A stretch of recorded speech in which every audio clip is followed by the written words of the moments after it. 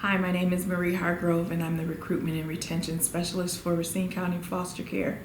Today I'm here with Maggie Scavera, who is one of our foster parents, and we're just going to talk a little bit today about fostering and Maggie's experience with fostering, and then hopefully interest others in joining us as we continue to increase the number of foster parents that we have in our county.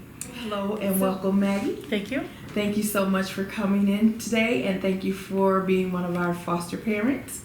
Like I said, we're just going to talk briefly about your fostering experience and why you got on board. So I'll just ask you a couple of questions, and you can just feel free to answer as short or as long as you want. My first question to you is, how long have you been fostering? I've been fostering since 1990. 1990. Wow. And then what made you sign on the dotted line to say, yes, I want to do this? I actually met a young lady who was 16 years old and pregnant and was going to be put in a group home because there wasn't any foster homes available. Mm-hmm. And I volunteered to be her foster parent.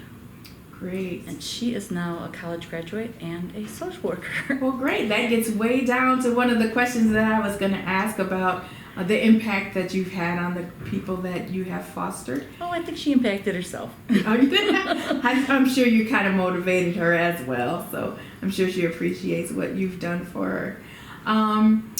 If you were to tell me one thing or a couple of things that have impacted you as you fostered. We know that a lot of time foster parents help the foster children, but if you could say something that maybe one of the foster kids that you had helps you, what would that be? Oh, I definitely think that there's been several children that have enriched my life, and I've got a lot of kids that still are mine, you know, and they come home and, you know, for holidays and to do laundry and when they need help with something or when I need to babysit. Mm-hmm. So I have lots and lots of grandchildren, and that's been a positive thing for me. And just the relationships I have with a lot of the kids I've had have enriched my life, definitely. Do you know how many foster kids you've fostered since you started? I do not have an exact number. It's been a lot. What would you say, other than the person that has gone on to college, are there other children that have been in your home that you feel that you've had a great impact on? Well, I've had 4 kids go through college that I know of that, you know, are still in contact with me. I've had a lot of successful kids that, you know, overcome a lot of things, both, you know, financially and mentally, and just single parents, you know, single teen parents that have gone on to really lead, you know, great lives and be, you know, active members in the community. And so, you know, I think that even the kids that don't act like you made a difference in their life, that hopefully later on they'll think back about something that you did or taught them, and they'll see that it did, you know, influence part of their life too. Great. What ages have you fostered over the time that you've been I have with us? fostered from newborn, where I picked them up from the hospital, to 19 years old. 19 years old. What would be your preference, or are you just open to kids? I would love to have little ones, but not physically able to do that anymore.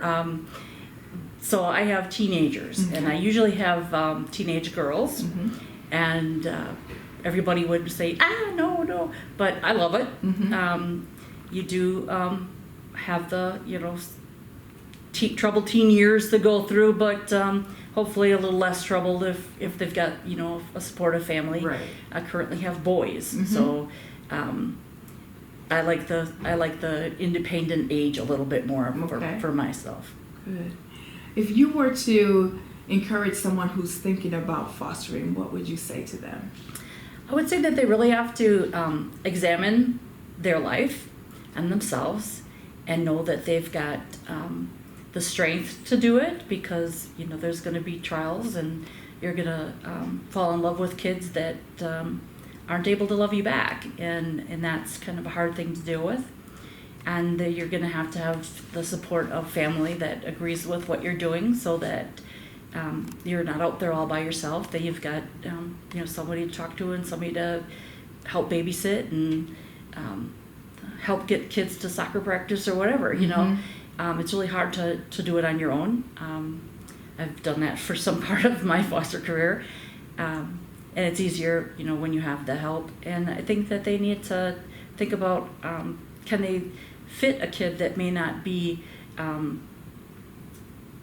as passive or as that will need some medical care or some psychiatric care, or be a little bit of an observer instead of a go-getter. Can they adjust to the different types of kids that they may encounter? Mm-hmm.